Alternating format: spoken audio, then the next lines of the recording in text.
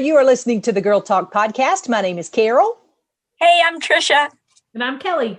And we are here today to carry on a conversation because I don't know about you, but have you felt hopeless in the last couple of weeks, the last couple of months, maybe even the last year?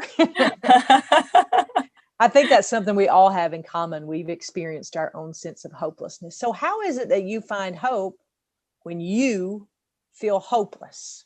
I want to start kind of by jumping off at one of the places that I have been most thankful for this group of girls, is because especially Tricia, about 2 years ago, I guess it was, Tricia started asking me, let's just have a check-in. How are you doing? Mm-hmm. And I don't really think I had thought about it before then. You know, I don't think I was at a place where I'm like, oh, let me check in with myself and see how I'm doing. I had never had that thought. You know, when people would say, how are you doing? You do the old Southern adage, oh, I'm fine. How are you? You know, and that's what everybody says. But as far as giving some brain space and time to think about actually where I was and how I was doing, I went to counseling and still am in counseling, just for the record. But I had a counselor tell me one time, he said, you have 4 batteries. You have a physical, emotional, mental, and spiritual batteries. And anytime one of those gets low, you start drawing off the other batteries. Mm-hmm. So it's going to deplete all of them eventually if you don't make sure that those batteries stay full.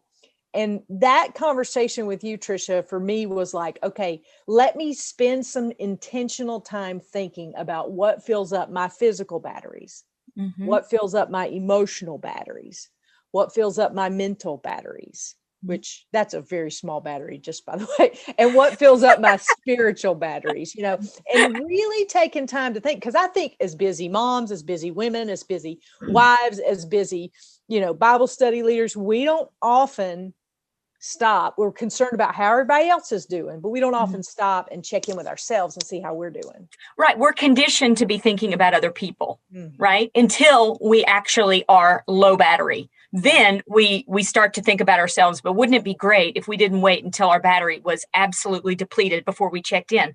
But, you know, I'm thinking about what you're saying, and I remember you sharing that before, and I had forgotten it. And it's so powerful about these 4 batteries. And think about where we are today in the world. Think about how this time of quarantine, this time of stress and division has taken a toll on our physical selves. We can't get out. We can't be active like we want to be. We're not going to the gym as much. We're not doing activities as much. So physically, our battery's low. Emotionally, we're not getting hugs. We're not getting around the people we love. We're not having those interactions. So emotionally, our batteries are being taxed. Mentally, again, we're not getting the stimulation that we're used to getting, whether it's in school or whether it's, you know, having conversations with people or going to the movie even. None of that is happening. So your battery's low there. And spiritually, we struggle because we're struggling going through this difficult time. And so it would make sense that our batteries are being taxed right now, maybe more than ever before, you know. And so I'm so glad you brought that up, because that is powerful, because you could be working on yourself maybe physically, and then your emotional battery is absolutely done. Or let's say you're working on your emotions, but you're not working spiritually. That's not going to carry you during the hard times. Yeah. And I don't think I had ever considered what I do to fill up those batteries. I just don't think it had ever entered my mind.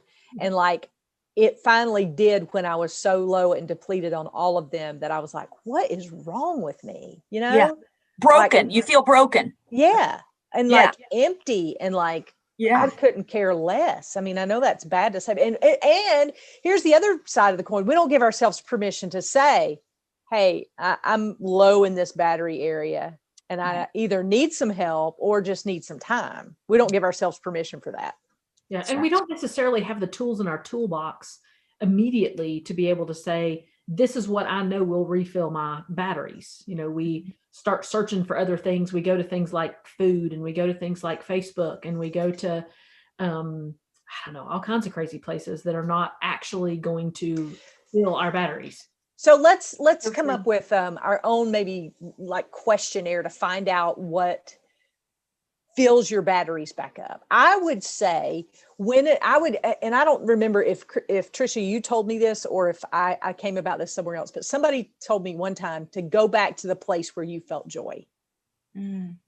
Like go back to the last thing that you felt joy. And, I will go back to that situation if it's a spiritual situation. Maybe it's because you went to a retreat and you really felt fed spiritually. And so you go back to that retreat. What was it? Kind of drill down into that experience and say, what was it?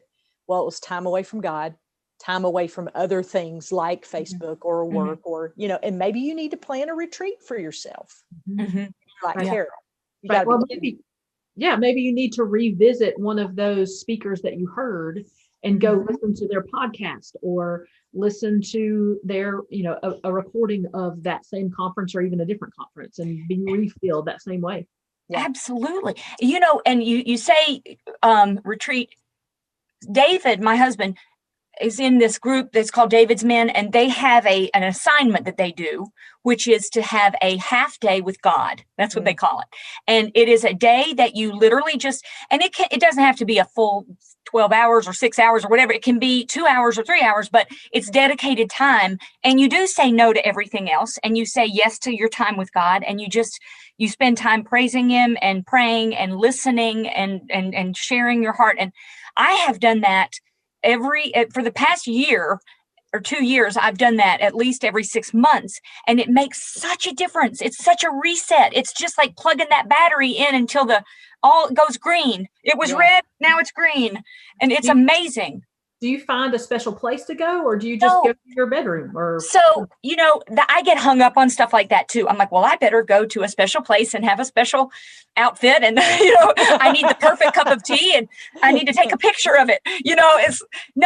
I have found that I have better success if I say, I'm going into my bedroom, don't come in.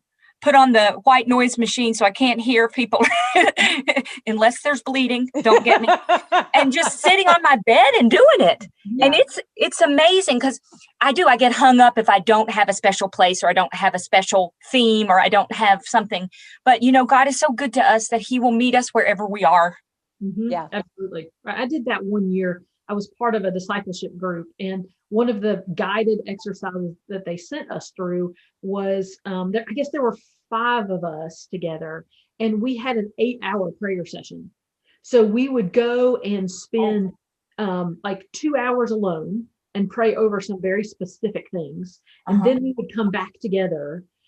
Thankfully, we all lived within a couple of miles of each other. So we would go back to our houses, come back and pray together as a group for 30 minutes and then go back and pray for another couple of hours and come back. And it was powerful just to stop and really not have anything else going on. Well, and the thing about it is that we have so many tools available to us now more than ever before because of the intranet. We have more tools available to us than ever before to be able to do things like that. It's not because you don't have resources. That's an excuse you can take off the table. You can find the resources, and maybe, I don't know, maybe we put together something for a day like that, some of our ideas and things, because I think it's you definitely hit a couple of mine. I know my thing is writing. If I can write things down, because my tendency is to get stuck up here in my head.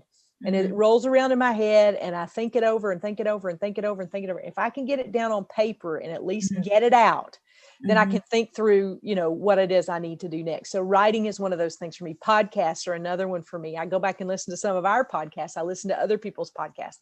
I find a lot of inspiration there, but I find sometimes if I go for a walk, I have this one greenway that I completely just absolutely love. And I don't get there as often as I'd like to, but if stuff really starts weighing me down, I have even been known to do it while my kids at practice.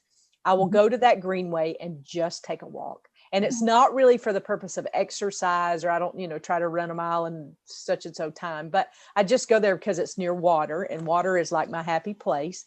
There's water there and I can walk along that trail. And can I just be as bold to say this? Sometimes you need to take the headphones out.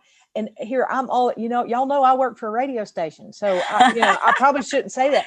But sometimes I think we use even good things, good music, good things that feed our soul, it definitely can be a source, because I know it does feed my soul at times, but there are times where I need to cut off every bit of noise.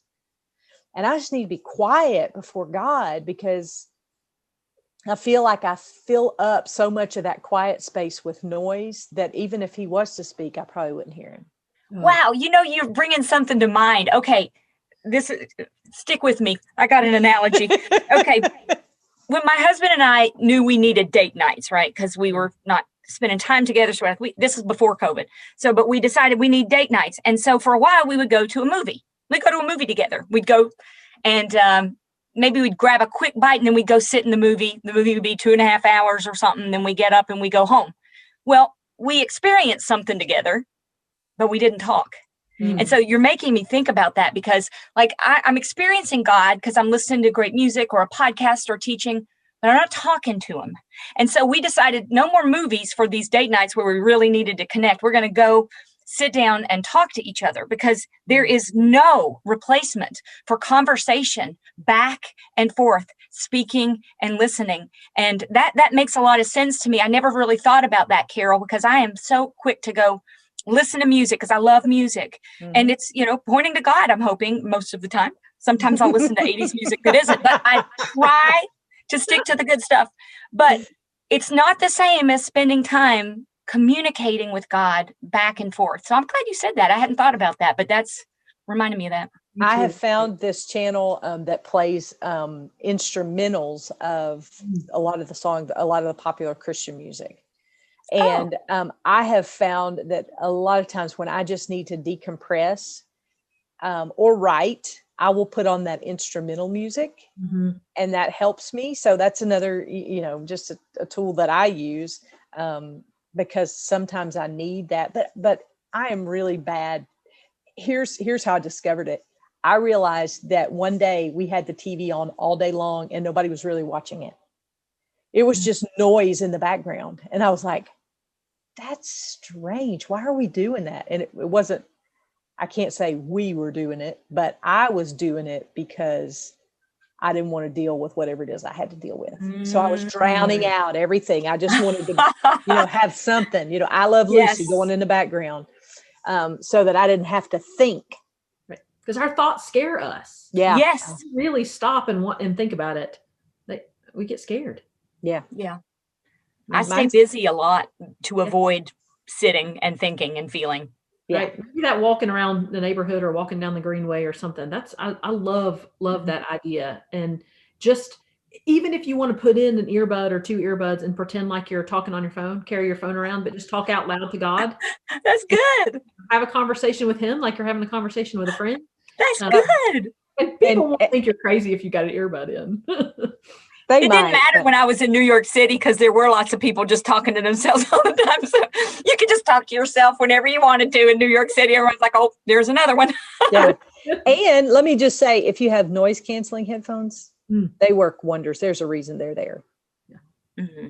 Like I have noise canceling headphones and I was like, why would I need noise canceling headphones? That's, but honestly, I am so distracted. And I think our pace of life is so quick right now that everybody's distracted. But I put in those noise canceling headphones and it's like I can finally hear myself. When's the last time you heard yourself breathe? Oh yeah. Yeah. Like I couldn't think of the last. I was like, this is weird because I can hear myself actually taking a breath. And I was like, oh my word, I forgot what that sounds like. I was sitting out on my patio the other day and I heard birds singing and I was like, I can't remember the last time I've just sat out here and listened to the birds sing, and unfortunately, sometimes it takes us like a harsh brick wall of reality to help us stop and to do those things. And I think that's why we want to, present these ideas to you today, is that we don't want it to have to take something tragic or life altering for you to stop, and say, these are areas of my life that I need to acknowledge, because I tell you, that's a dangerous place. When tragedy comes, when crisis comes, I think how you respond could, in fact, be tied to how full your batteries are in the good times. Mm-hmm. Yeah. One of the teaching pastors that spoke to us one time said, when you're in the middle of that crisis, that's your final exam and you can't study. anymore. The studying comes before the final exam. And when you're thrown in the middle of a chaos, that's when what you've studied so far comes into play. Yeah. I thought, yeah, that's good. That's good reason to study. Yeah. And spending time in the Word helps tremendously.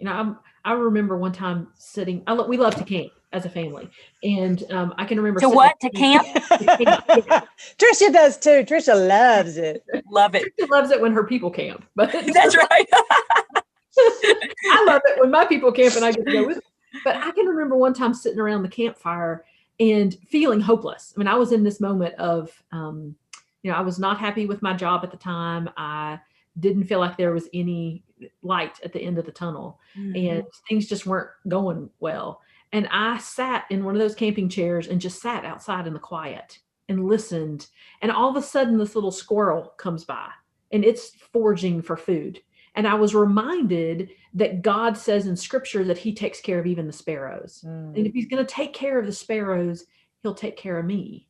And but it took me stopping and listening to the birds, watching the squirrel, and turning off all the noise in order to be able to hear God speak through a squirrel. Yeah. Mm-hmm. Yeah. It's that be still and know thing. He meant that. Yes. Right. So I want you to ask yourself, just do a mental check-in and say, maybe you can grab a piece of paper right now and you put those physical, emotional, mental, spiritual. I like to batteries or buckets, I like to think of them in those terms because I'm a very visual person. So I think of how empty is my physical bucket? Because here's the thing. I think we as women walk around hoping somebody will fill our bucket up. I remember when I became a single parent, I was in such pain emotionally. And I kept walking around thinking, you're going to fill my bucket up. You're going to fill my bucket. Are you going to put something in my bucket? I was looking for all these external things when really I had to have time to help heal.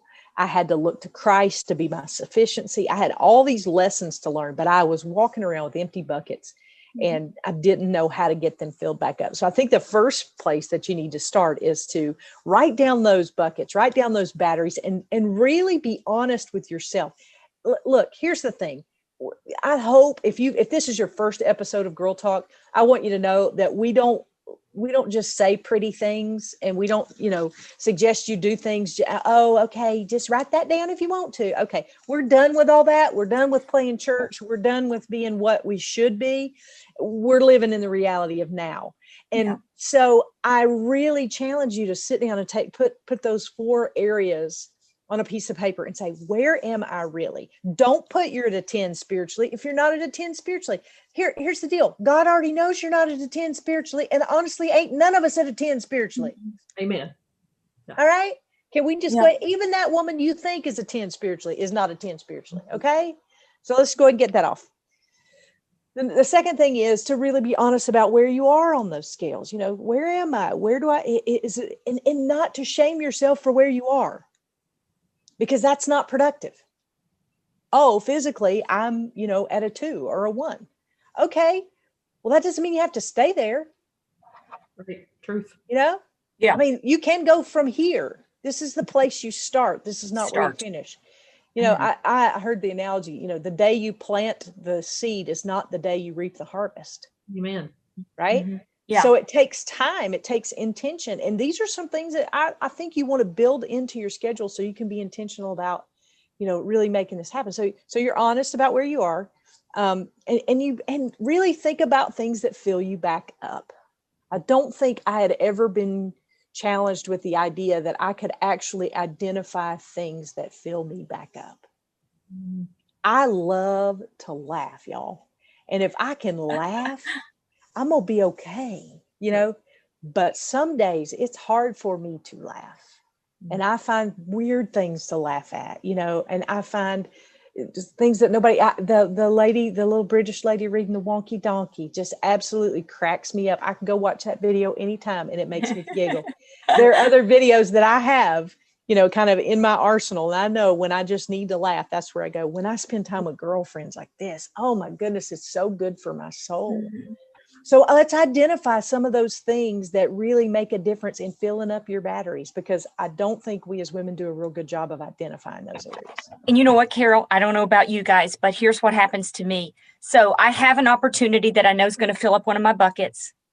And I think to myself, I'm too tired to do it. And so I don't do it, or I question doing it, but it's going to end up being so much better. So I try to remind myself of that the way I feel now is not how I want to feel. I want to feel like this. And in order to feel like this, I need to take the action to start filling the bucket up. Does that happen to y'all too? Like, I know what I should do, but sometimes I just want to stay on my bed instead and just kind of soak in the feeling that I'm having of hopelessness. But if I can just take the first step, just being honest with you, if I can take the first step, then it makes it so much better, because I want to do those things, but sometimes I hamstring myself. Yeah. I think first of all, that comes from us feeling like we have to do it on our own power. And we don't have to. We've been given the Holy Spirit. He can help us. We also have been given girlfriends, like you said, Carol. If girlfriends are one of those things that fills us up, go into our girlfriends and saying, y'all, my battery my physical battery is really low. I need to be honest with you and tell you, will somebody please come over here and make me walk around my neighborhood? Just get in your car and drive your honey over here and say, we are going for a walk, and let's do it, because I need that girlfriend time. Yeah. Yeah. And that honesty is so, so important. And to allow somebody in close enough to give you that accountability too. I know for a lot of years, I didn't let anybody close enough because I was afraid to get hurt. And I didn't let anybody get close to me so that they could say those things. And boy, you want to talk about going the wrong way real fast. That's the way to do it. Shut everybody out. Don't trust anybody. And that's a way down real quick. I will tell you, because I've been there. All those batteries get depleted. Every single one of them. Yeah. You want to talk hopelessness, and maybe you're there today. Hey, I want you to know something. I just want to really speak to you. If you're feeling hopeless today, I want you to know that the enemy wants nothing more than to keep you hopeless, because when you're hopeless, you can't share. You don't have any hope to share with anybody else. So today, I want you to tell your worries, your fears, your doubts, your distrust. I want you to tell all that the truth, because that's where this starts, really. I want you to be honest with yourself about where you are physically, emotionally, mentally, spiritually, and then come up with a game plan. It's just like everything else. You don't get where, we've talked about this before this season, you don't get where you're going by accident. You don't jump in your car and not have a destination in mind. For me lately, it's been grocery pickup, but I know where I'm going, right? But if you don't have a destination in mind, you're never going to get there. So really be intentional about coming up with a plan to take steps in the right direction. We can say it all day long, Jesus is our hope, but until you experience that for yourself, like, I can't do that for you. I wish I could. I'd jump right through this screen right now and do it for you if I could. But we want you to know we love you. We care about you. We want to come alongside and join you on this journey. That's the whole reason we started the Girl Talk podcast, was to provide another avenue for us to reach out to you and walk this journey together. So that is why we are here. So if we can do anything to help you, please email us. You can email girltalk@thelightfm.org. That's girltalk@thelightfm.org, or you're welcome to go to the Facebook page, Girlfriends of the Girl Talk podcast. If you haven't joined us there, we would love to hear from you.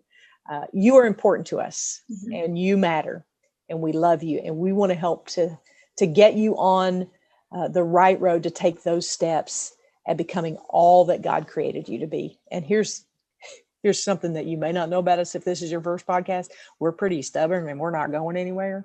So we'll stay on you, and we'll walk with you every step of the way, because you matter. We love you. We value you. And we're just glad you're part of this family. And we'll see you next time we gather around these microphones for the Girl Talk podcast.